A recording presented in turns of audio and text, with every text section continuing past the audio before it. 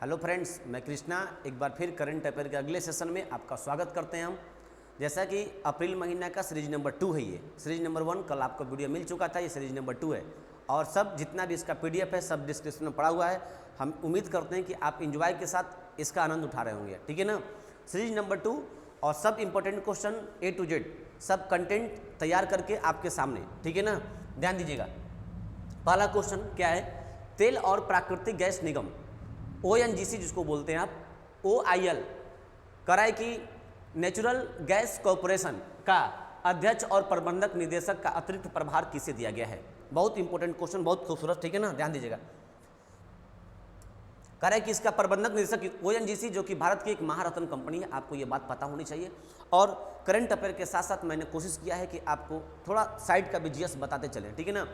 तो ONGC भारत की महारत्न company है। महारत्न कंपनी की संख्या भारत में कुल मिला के 10 है, आपको ये बात पता होनी चाहिए, ठीक है ना। कुल 10 महारत्न कंपनियां हैं। अब महारत्न कंपनी का दर्जा कब मिलता है, जब कोई कंपनी नवरत्न के स्टेज से गुजर चुकी होती है। भारत में नवरत्न कंपनी लगभग 14 है, तो 14 नवरत्न कंपनियां जो होती है, वही नवरत्न कंपनी जब उसकी पूंजी, उसकी वार्षिक आय लगभग 250 करोड़ रुपये सालाना से अधिक हो जाता है, तब से भी उसको महारत्न कंपनी की दर्जा देती है ना। तो अब इस कंपनी की ONGC जो कंपनी है, इसके जो प्रबंधक से बनाए गए हैं, ठीक है ना, सुभाष कुमार को। कौन बना है? सुभाष कुमार, ठीक है ना। अब ध्यान दीजिए इसके बारे में और क्या देखते हैं हम। देखिए क्या है, ये शशि शंकर का स्थान लिए हैं। इसके पहले इस पद पर कौन थे? शशि शंकर थे, ठीक है ना, जो 21 मार्च 2021 को रिटायर्ड हुए हैं। 21 मार्च 2021 को क्या हुए हैं? रिटायर्ड हुए हैं, है ना। कह रहा है कि सुभाष 1985 में, जो फिलहाल ONGC के प्रबंधक से बनाए गए हैं, उनके बारे में, सुभाष 1985 में ONGC के लेखा अधिकारी के रूप में सेवा शुरू किए थे। ये सबसे पहले ना ONGC में लेखा अधिकारी के पद पर थे और आज प्रबंधक निदेशक बने हुए हैं। कह रहा है ONGC का मुख्यालय कहाँ है? तो बसंत कुंज, दिल्ली में ONGC का मुख्यालय। स्टैटिक GS की बातें, जो इर्द गिर्द की बातें बहुत इंपॉर्टेंट है जानना आपको। स्थापना ONGC कब हुआ था? 14 अगस्त 1956 में। ये फुल स्टॉप है, इसको मत देखिएगा, ठीक है ना। 14 अगस्त 1956 है। भारतीय सार्वजनिक क्षेत्र की पेट्रोलियम कंपनी है। हर लाइन इंपॉर्टेंट है, PDF देंगे डिस्क्रिप्शन में, आप देखिएगा और उसको एक बार नोट कर लीजिएगा। यह भारत में कच्चे तेल के कुल उत्पादन में 77% पूछा गया क्वेश्चन है, और गैस के उत्पादन में 81% का योगदान करती है ना। कह रहा है कि इस कंपनी में भारत सरकार की कुल इक्विटी हिस्सेदारी 74.14% है। काफी इंपोर्टेंट लाइन है, इस बात को दिमाग से सुनिए बढ़िया से। यह भारत की 10 महारत्न कंपनियों में से क्या है? एक है। कौन? ONGC। कह रहा है कि महारत्न कंपनी, कोई भी नवरत्न कंपनी को महारत्न का दर्जा कब मिलता है, कैसे मिलता है? देखिए, महारत्न कंपनी के दर्जे के लिए क्या मापदंड है? कंपनियों को नवरत्न का दर्जा प्राप्त होना चाहिए। मैंने बताया शुरुआत में ही ना कि कोई भी कंपनी महारत्न कब बनेगी, जब पहले उसको नवरत्न के स्टेज से गुजरना पड़ेगा। अब ध्यान दीजिए इसके बारे में। कंपनियों को भारतीय प्रतिभूति और विनिमय बोर्ड के नियामकों के अंतर्गत न्यूनतम निर्धारित सार्वजनिक हिस्सेदारी के साथ भारतीय शेयर बाजार में सूचीबद्ध होनी चाहिए, वही कंपनी क्या करेगी? महारत्न का दर्जा लेगी। आगे, विगत 3 वर्षों में, जैसे कि हम एक कंपनी वाले हैं, तो पिछले 3 सालों में औसत वार्षिक व्यवसाय देख रहे हैं 25,000 करोड़ रुपए से अधिक होनी चाहिए। पिछले 3 वर्षों में औसत वार्षिक आय निवल मूल्य 15,000 करोड़ रुपए से अधिक होनी चाहिए। पिछले 3 वर्षों में औसत वार्षिक शुद्ध लाभ 5,000 करोड़ रुपए से अधिक होनी चाहिए। ये क्राइटेरिया है। अगर ये आप इसको फॉलो करते हैं तब इसका मतलब आपको महारत्न कंपनी का दर्जा मिल जाएगा। पेपर में बहुत बार पूछा गया, BPSC और UPSC जैसे पेपरों में, कि इसमें से क्या, कौन सी दर्जा है जिसको मिलने के बाद महारत्न का दर्जा मिलेगा। तो इनमें से कोई एक ऑप्शन रहता है, बाकी 3 को ये डाल जाता है, ठीक है ना। बात को समझिएगा बढ़िया से।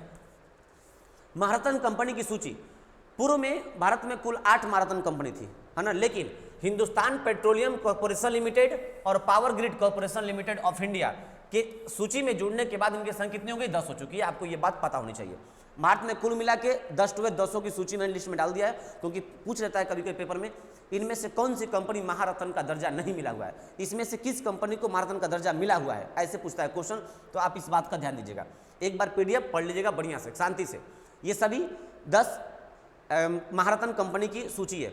भारत में वर्तमान में 10 महारत्न कंपनी, इंपोर्टेंट लाइन, 14 नवरत्न कंपनी है।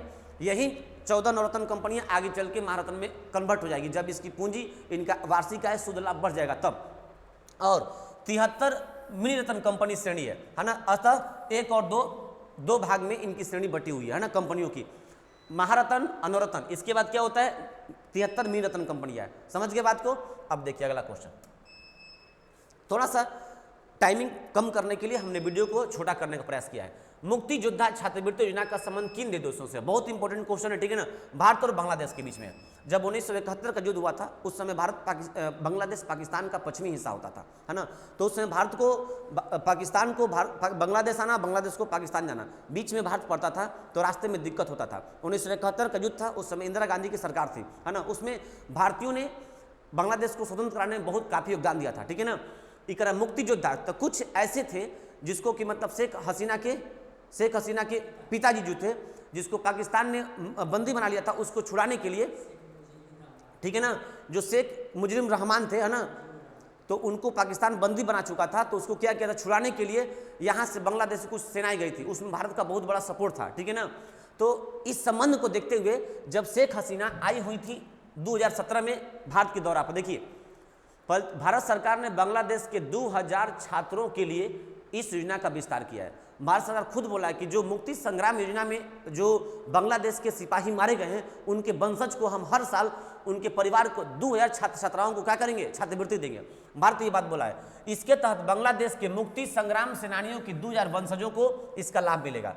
देखिए इस योजना 2017 में जब शेख हसीना भारत के दौरा पर आई थी तो यह शुरू किया गया था। बांग्लादेश के बारे में थोड़ा सा बाहर की ज्ञान है।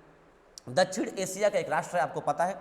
देश की उत्तरी पूर्व और पश्चिमी सीमाएं भारत और दक्षिण पूर्व सीमा म्यांमार से लगती है, इसकी चौहद्दी हो गई।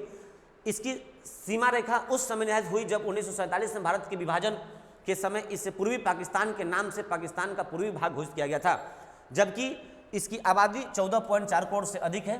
भू क्षेत्रफल मामले में बांग्लादेश 92वें स्थान पर है, ठीक है ना। जो आसपास की जो बगल है, स्टैटिक जीएस से टाइप क्वेश्चन है, आपको ये भी जानना है, क्योंकि डायरेक्ट क्वेश्चन पेपर में करंट तो आते ही हैं, उसके अलावा भी आपको जानना बहुत जरूरी है। देखिए बांग्लादेश की बड़ी मुस्लिम आबादी इसमें तीसरा सबसे बड़ा मुस्लिम बहुल देश बनाती है, ठीक है ना। ये बांग्लादेश आबादी में तीसरा सबसे बड़ा मुस्लिम कंट्री है ना। पश्चिमी पाकिस्तान की तत्कालीन सरकार के अन्याय के विरुद्ध 1971 में भारत के सहयोग से एक रक्त रंजित युद्ध के बाद स्वाधीन राष्ट्र बांग्लादेश उद्भव हुआ था, जो हम आपको बता चुके हैं पहले। 26 मार्च स्वतंत्रता दिवस तथा 16 दिसंबर को विजय दिवस बनाता है। इंपोर्टेंट क्वेश्चन एनटीपीसी में पूछ चुका है ये लाइन, है ना। तो अगल बगल की बातें हम आपको बताने का प्रयास किए हैं। अगला क्वेश्चन, भारत का 48वां मुख्य न्यायाधीश सीजीआई राष्ट्रपति किसे नियुक्त किया गया, ठीक है ना। जस्टिस एनवी रमन्ना को। बहुत इंपॉर्टेंट लाइन है, बहुत इंपॉर्टेंट है इनका। ये देखिए फिगर है ना, यही है महोदय जस्टिस एनवी रमन्ना। अब देखिए इनके बारे में नोट, ये जस्टिस एस ए बोबड़े का स्थान ग्रहण करेंगे। इनका कार्यकाल 26 अगस्त 2022 तक रहेगा, ठीक है ना। रमन्ना का जन्म आंध्र प्रदेश से कृष्णा जिले के पुत्रावरम गांव में हुआ था। कुछ इर्द गिर्द की बातें जो कि आपके लिए बहुत इंपॉर्टेंट है। आगे देखिए अगला क्वेश्चन, वर्ल्ड इकोनॉमिक फोरम द्वारा जारी ग्लोबल जेंडर गैप इंडेक्स 2021 में भारत किस स्थान पे? बहुत मतलब कि भारत का रैंक गंदा है, 140 स्थान में भारत पड़ा हुआ है। 156 देशों की सूची जारी हुई है, जिसमें भारत का स्थान क्या है, 140वां है। और आप इस बात का ध्यान दीजिए, क्या है पहले बात को समझिए। वर्ल्ड इकोनॉमिक फोरम ये जारी करती है इस रिपोर्ट को। ग्लोबल जेंडर गैप इंडेक्स क्या है? इन पुरुष और महिलाओं के बीच समानता को दर्शाता है कि भारत में पुरुषों की अपेक्षा महिलाओं को कहाँ कहाँ मतलब समानता नहीं है। जैसे राजनीति में हमारे पास महिलाएं कम है, खेल में कुछ महिलाएं ठीक है, हमारे पास सबसे अधिक महिलाएं स्वास्थ्य में है, आर्थिकी में हमारे पास महिला 58% लगभग है, जो कि भारत का पुरुषों के तुलना में जैसे पुरुष के बराबरी आर्थिकी में आने में काफ़ी लंबा वक्त लगेगा। क्योंकि ये क्या करती है वर्ल्ड इकोनॉमिक फोरम, है ना, ये एक रिपोर्ट जारी करती है, ठीक है ना। ग्लोबल जेंडर गैप इंडेक्स मतलब ना कि पुरुष और महिलाओं में एक समानता बताती है। ध्यान दीजिएगा इसके बारे में। देखिए क्या है, इस विश्व आर्थिक मंच का स्थापना कब हुआ था? उस संस्था का 24 जनवरी 1971 को हुआ था। विश्व आर्थिक फोरम स्विट्जरलैंड में स्थित एक गैर लाभकारी संस्था है, उसी के बारे में बताना, उस संस्था के बारे में, है ना। इसका मुख्यालय कहाँ है जिनेवा? बहुत इंपॉर्टेंट लाइन है। यह रिपोर्ट विश्व आर्थिक मंच हर साल जारी करती है। जो ग्लोबल जेंडर रिपोर्ट है ना, इसको विश्व आर्थिक मंच संस्था जारी करती है। कह रहा है क्या, देशों में अलग अलग क्षेत्रों में पुरुषों और स्त्रियों के बीच समानता की स्थिति कैसी है, यही रिपोर्ट में बताया जाता है। समझ गए? उम्मीद करते हैं कि आपको ये लाइन अच्छी लगी होगी। 2021 में कुल 156 देश की सूची में भारत 140वें स्थान पे है। 156 देशों की सूची, सोच लो कितना गंदा रैंक है। यहाँ पर महिला और पुरुष के बीच कितनी गैप है, आप खुद सोच सकते हैं, ठीक है ना। कह रहा है कि जबकि 2020 में भारत 112 स्थान पर था। 2020 में भारत 112 स्थान पर था, 21 में 156 स्थान पे आ गया, 28 रैंक ऊपर भाग गया। समझ लो कितना गंदा स्थिति है, ध्यान दीजिएगा, है ना। अर्थात भारत में लैंगिक भेदभाव या असमानता बहुत काफी है। इस लाइन का मतलब ये हो गया, भारत दक्षिण एशिया में सबसे खराब प्रदर्शन करने वाला तीसरा देश है, इससे ऊपर अफगानिस्तान और पाकिस्तान है। जरा बात को समझिएगा, देखिए यहाँ पे सबसे अधिक असमानता राजनीति में है। हमारे इंडिया में ना सबसे अधिक महिला और पुरुष में असमानता कहाँ है? राजनीति में है ना। यहाँ महिलाओं की हिस्सेदारी क परसेंट है? सिर्फ 22% है ना। इसी को बोल रहा है ग्लोबल जेंडर गैप, इसी को बता रहा है। साथ स्वास्थ्य क्षेत्र में, ध्यान देना, स्वास्थ्य क्षेत्र में महिला की हिस्सेदारी सबसे अधिक 96% है। हमारे पास मतलब स्वास्थ्य विभाग में महिलाओं की हिस्सेदारी सबसे अधिक 96% है।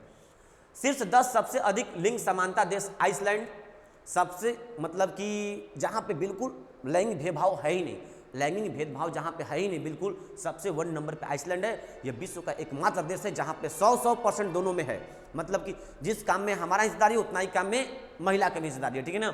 आइसलैंड के बाद फिनलैंड, नॉर्वे क्रम से है ना।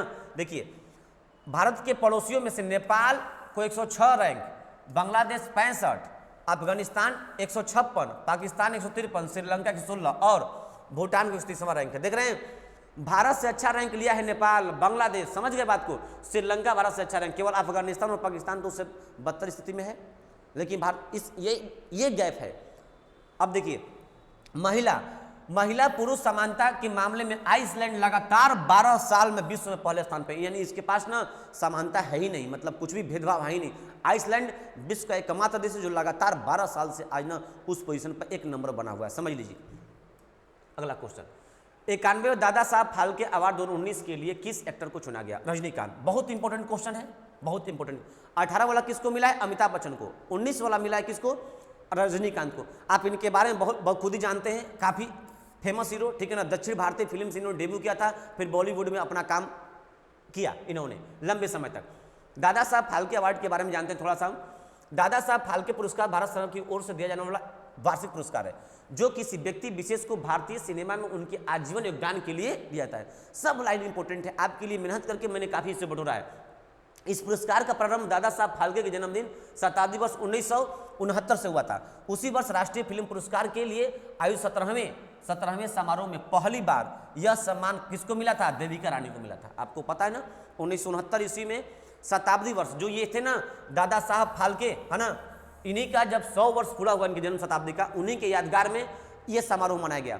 तो सबसे पहले 1969 में ना मनाया गया, जिसको पहला दादा साहब फाल्के पुरस्कार देविका रानी को दिया गया।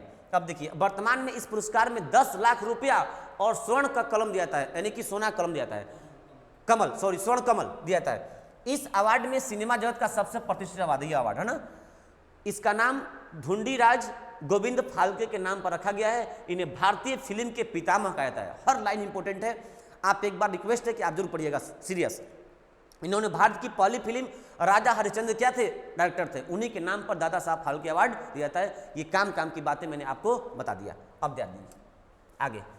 केंद्रीय सूचना एवं प्रसारण मंत्री प्रकाश जावड़ेकर ने इसकी सूचना यह दी कि यह अवार्ड 3 मई को दिया जाएगा। 3 मई को यह अवार्ड मिलेगा, ठीक है ना। फिल्मों का सुपरस्टार रजनीकांत को यह अवार्ड दिया जाएगा।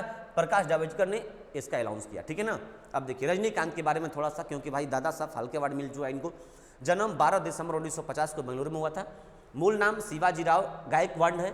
1973 में मद्रास फिल्म इंडस्ट्रीज में पहली बार जुड़े थे, है ना। पहली फिल्म अपूर्वा